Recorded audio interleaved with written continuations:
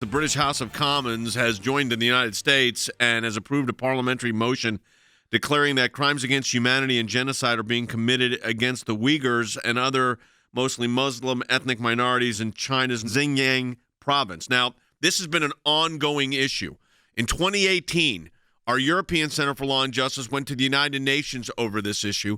Joining us right now is our senior advisor to the ACLJ on International Affairs, former acting director of national intelligence, ambassador to Germany, Rick Grenell. Rick, this is an issue that's been close to your heart, religious freedom close to our whole organization here. But there's an important aspect of this, not just that the Europeans or that the UK has joined this, but you're thinking that maybe the European continent is awaking to this religious discrimination, this atrocities going on. Look, first of all, Jay, we should start this segment by thanking all of the supporters of ACLJ over the last couple of years who have made the Uyghurs a religious freedom issue.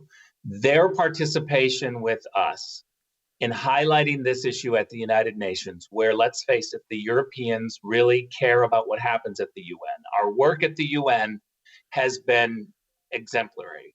It's been great, and we couldn't do it without the support of everyone who's listening. And so you must continue to support us now more than ever when it comes to religious freedom. And nobody's asked me to say this. I just believe this in my heart, that it is a crucial time. What we're seeing with the UK is a movement towards drawing the line with the Chinese. Look, I spent years trying to convince European leaders to draw a line on Huawei, on the Chinese version of 5G, and how they would come through the back door with data grabs.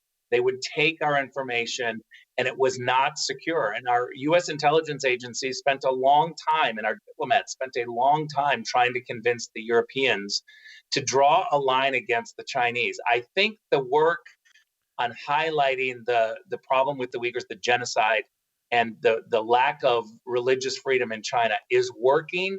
The UK Parliament is noticing, and I think this could be a real pull for the rest of Europe. Now is the time to double down.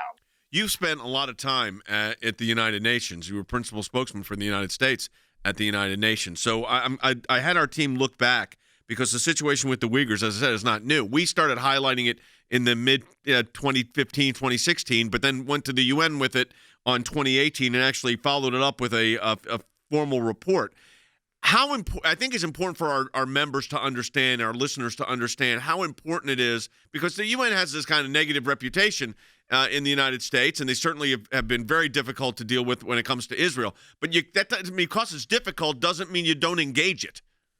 Correct. And Jay, I would even suggest that we should go, and I would go, let's do another UN event. Let's do something on the margins of the UN and highlight this issue right now, all about religious freedom, because it makes a difference at the UN.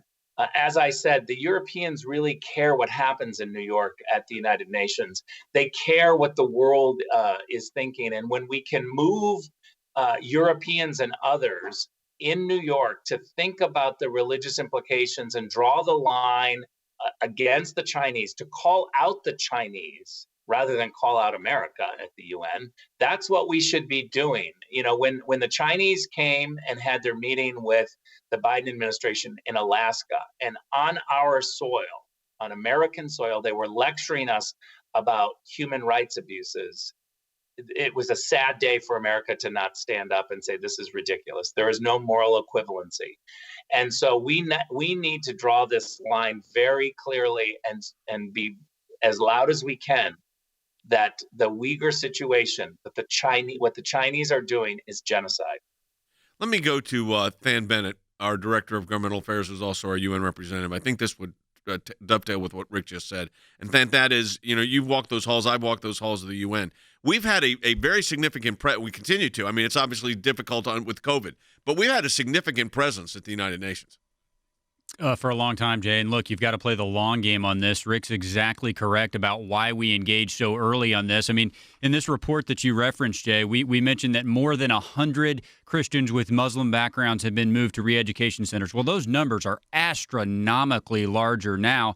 But the reason we engaged at such an early stage is so that we would be ready, that we would be able to point back to these reports, as Rick has said, now in this moment where the rest of the world is looking at it and be able to say, look, we have been telling you this was coming. It is now upon us. Now we have to speak with one voice. I would add one thing, though, to what Rick said. There were a lot of people, as the Trump administration was winding down, that really thought this designation of genocide was a throwaway. Jay, it was the opposite of a throwaway because it led to this moment today where the United Kingdom is following suit. Yeah, so, Rick, what do you think is the next logical move here? Logan in a minute is going to talk. We've got a project called Be Heard, which is a project we launched years ago that highlights some of these. But what do you think is the next, now that the UK has made this declaration, what do you think happens next here?